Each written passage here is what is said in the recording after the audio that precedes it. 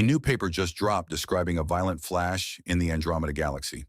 Two stars crashed into each other and became one. And the crazy part? Astronomers were watching the system before it even happened. They basically called it months in advance. Let me explain why that matters way more than it sounds. So in October 2025, a Japanese amateur astronomer named Koichi Itagaki noticed a faint new dot in Andromeda. This guy is legendary in the transient hunting community. He has found dozens of supernovae over the years, just scanning the sky from his home setup. And this time, he caught something much rarer than a supernova. It was designated a 2025 ABAO, and it turned out to be what astronomers call a luminous red nova. That name is a bit misleading because it has almost nothing in common with a regular nova. A regular nova is a surface explosion on a white dwarf. It blows off some material, the star survives, life goes on. A luminous red nova is something completely different. It is two entire stars merging into a single object, a full-on collision, two suns becoming one. And this is only the fourth time we have ever seen one of these in the Andromeda galaxy. 4. In the entire history of modern astronomy. Now you might be thinking, okay, stars collide, cool. Why should I care? And that is a fair question. So let me tell you the thing that makes this event genuinely special, and then we will get into the bigger picture of why stellar mergers are one of the most underappreciated events in astrophysics. The thing that makes AT 2025, ABAO, different from almost every other stellar explosion we have ever observed is that someone identified the system before the crash. A team at Caltech, led by Viraj Karambelkar and Mansi Kasliwal, published a paper in August 2025, 2 months before the eruption, describing a slowly brightening infrared source at the exact position where this nova would later appear. They flagged it. They said this system looks like it might be entering a common envelope phase, which is the technical term for two stars starting to share an atmosphere, the stage right before they spiral together and merge. And then, 2 months later, nature delivered exactly what they predicted. Think about what that means. We almost never get to see the before of a cosmic explosion. Supernovae, gamma-ray bursts, even regular novae, they just happen, and we scramble to point telescopes at them after the fact. It is like arriving at a car crash and trying to figure out what happened from the wreckage. With 8/2025 ABAO, we had the dash cam footage. Years of it. The archival data on this system goes back over a decade. Between 2003 and 2015, the system was quiet. Just minor flickering, nothing unusual. Then starting around 2018, it began slowly getting brighter. A half-magnitude rise. Then from 2021 to 2023, a full magnitude outburst lasting about 1,000 days. Then another rebrightening in 2024. And during all of this, infrared satellites were independently seeing the same thing. A steady brightening in the mid-infrared, stretching across 10 years. This is a star system slowly losing its grip.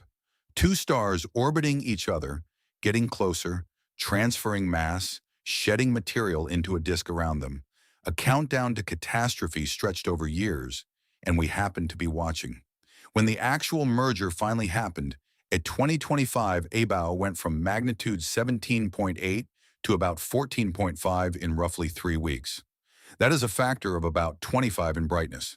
At peak, this thing was pumping out several 100,000 times the luminosity of our sun. That is not supernova-level energy, but it is way beyond a normal nova.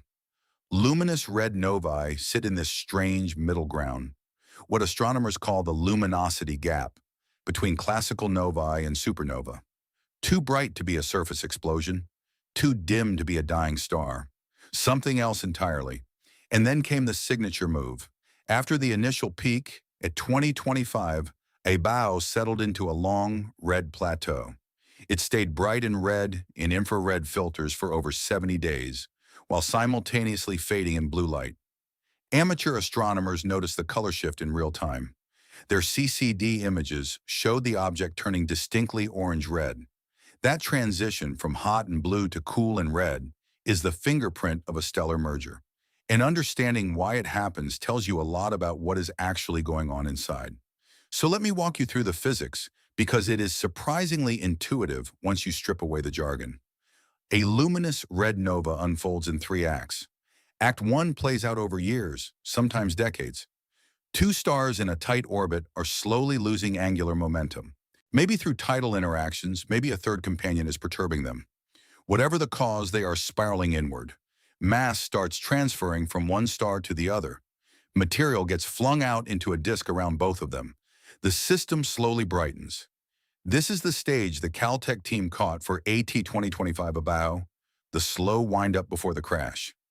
Act 2 happens in days to weeks.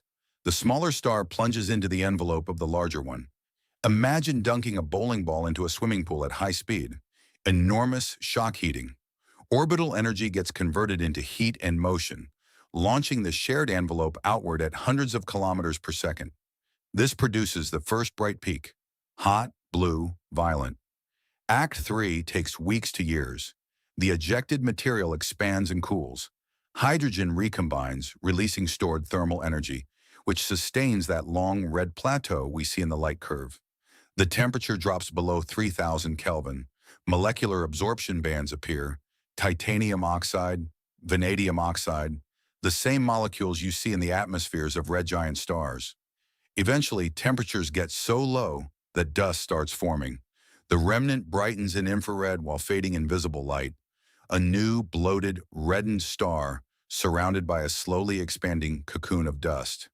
And if you place this expanding shell where our sun is, at its maximum extent, it would swallow everything out past Jupiter, maybe past Saturn, all from a merger that by astronomical standards is considered gentle. Now, there is one event that basically proved this whole picture beyond reasonable doubt, and it is worth talking about because it is one of the most elegant pieces of detective work in modern astronomy. In 2008, a star called V1309 Scorpii erupted as a luminous red nova in our own Milky Way. By itself, not that unusual, but this star happened to fall within the field of view of the Ogle survey, a project that had been monitoring that patch of sky for microlensing events since 2001. When astronomers went back and checked the archives, they found over 2,000 observations spanning 6 years before the outburst. And those observations showed a contact binary, two stars so close they were sharing an atmosphere, with an orbital period of 1.4 days.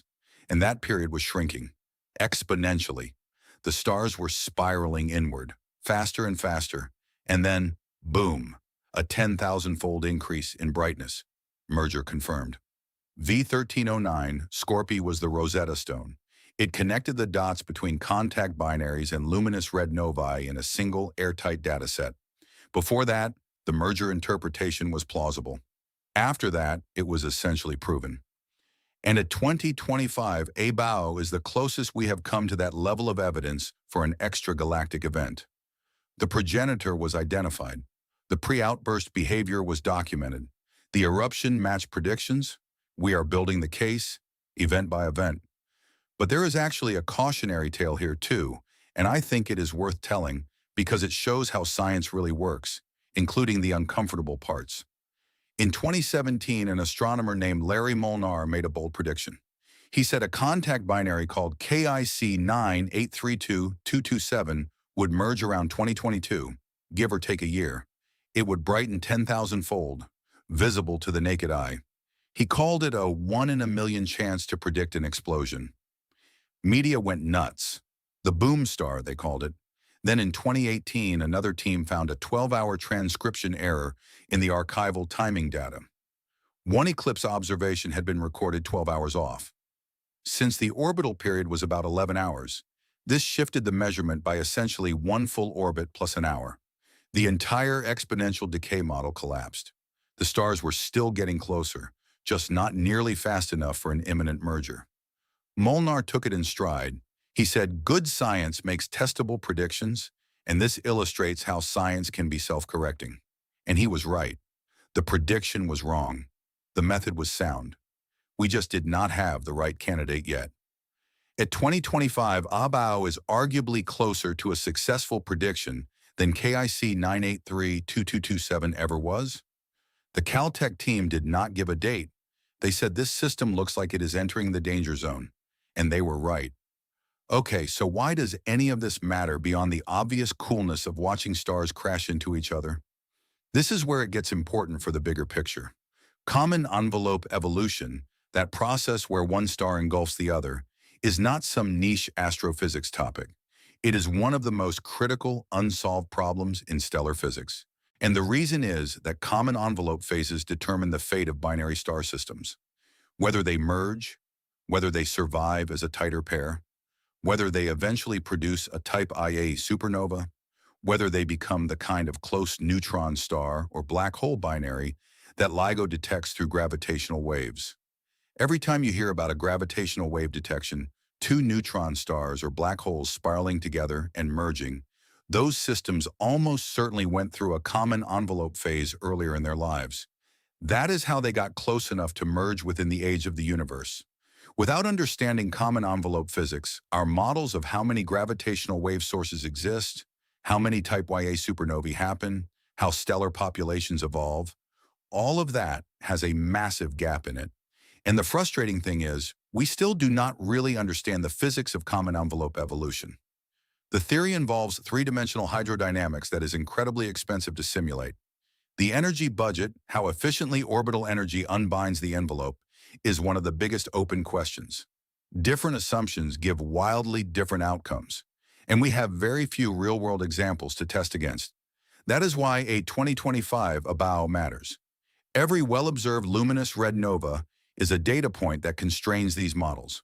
And this one, with its progenitor identified beforehand, its complete light curve, its spectral evolution from hot blue to cool red, its long plateau, this one is an unusually good data point, and it gets even better. Because JWST is watching, in December 2025, the James Webb Space Telescope was granted director's discretionary time to observe AT 2025 ABAO. This is the first luminous red nova close enough for real-time infrared monitoring by the most powerful space telescope ever built. Previous luminous red novae were either too far away for detailed infrared study or happened before JWST existed. The observations use NIRSPEC and MIRI across two epochs, one in the first few months after the outburst and another about 9 to 11 months later. The science goals center on tracking how the dusty environment around the merger evolves, how pre-existing dust shells from years of pre-outburst mass loss give way to newly formed dust in the post-merger ejecta. This has never been observed in real time for a luminous red nova before. The proposal literally calls it a previously unexplored regime.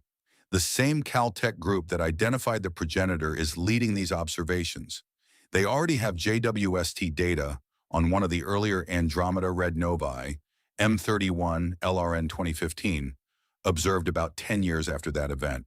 Now they can compare a merger in its first year with one a decade old, the before, the during, and the long after, all in the same nearby galaxy. Now I should be honest about the caveats, because this is science and nothing is ever completely nailed down. The luminous red nova classification for AT 2025 ABAO is strong, but not beyond all doubt. Early on, some astronomers raised the possibility that it could be what is called a luminous symbiotic nova, which is a different kind of eruption involving a white dwarf and a red giant. The spectra and light curve evolution favor the merger interpretation, but the debate was real and required data to resolve. The connection between the slow pre-outburst brightening and the October 2025 eruption, while physically plausible and positionally exact, still needs further confirmation. That is part of what the JWST observations are for. And more broadly, the entire field of luminous red novae has a sample size problem. We have confirmed maybe 20 to 25 of these events total across all galaxies. That is not a lot to build statistical models from. Light curves can overlap with low luminosity supernovae, heavily dust-reddened transients, and other weird intermediate events. Telling them apart early on is difficult without spectroscopic follow-up. The main paper on AT 2025 ABAO is still a preprint. It has not been through final peer review yet. That does not mean it is wrong. Most preprints in astronomy hold up, but it means the conclusions could still be refined. But there is good news on the horizon for the field. The Vera Rubin Observatory in Chile achieved first light in June 2025 and is ramping toward full operations. Its 8.4-meter mirror and 3.2 gigapixel camera, the largest astronomical camera ever built, will image half the sky every 3 nights. It is expected to discover roughly 2,000 new transients every single night. The current sample of 20-something luminous red novae could grow by an order of magnitude within a few years. That would be transformative. Instead of piecing together a story from a handful of events spread over decades, we would finally have the statistical sample to understand the full range of what stellar mergers look like, how they depend on the masses of the stars involved, how the environment affects the outcome, whether our common envelope models are even in the right ballpark. At 2025, Abau's progenitor was about 7 solar masses. That makes it the most massive system in the Andromeda luminous red nova sample. Comparing it to the others, which had progenitors around 3 to 6 solar masses, will test whether the light curves and spectra scale predictably with mass. If they do, great, our models are on the right track. If they do not, something fundamental in our understanding needs to change. One more thing I want to leave you with. The light we are seeing from AT 2025 Abao left the Andromeda galaxy about 2.5 million years ago. That is early Pleistocene. On Earth, Homo habilis was just emerging in East Africa. Saber-toothed cats and mastodons roamed the continents. The ice ages were beginning. Our ancestors were learning to chip rocks into crude hand axes. And across 2.5 million light-years of empty space, 2 stars that had been dancing around each other for who knows how long, millennia probably, finally got too close. One fell into the other. They became a single swollen red star shedding a cocoon of dust. And that flash of light traveled the entire distance between galaxies, across a void so large the human brain cannot meaningfully comprehend it, to land on the detector of a retired amateur astronomer in Japan. We talk a lot about how common stellar mergers are, about half a merger per year in a galaxy like the Milky Way. 80% of the rate of supernovae. They are not exotic. They are everywhere. Most of them we just miss. But every now and then we catch one. And this time we caught it with the before picture, the during, and JWST pointing its golden mirror at the aftermath. That is not just rare. That might not happen again for a very long time. If you want to keep up with discoveries like this, there is always something new, and the next one might be even stranger.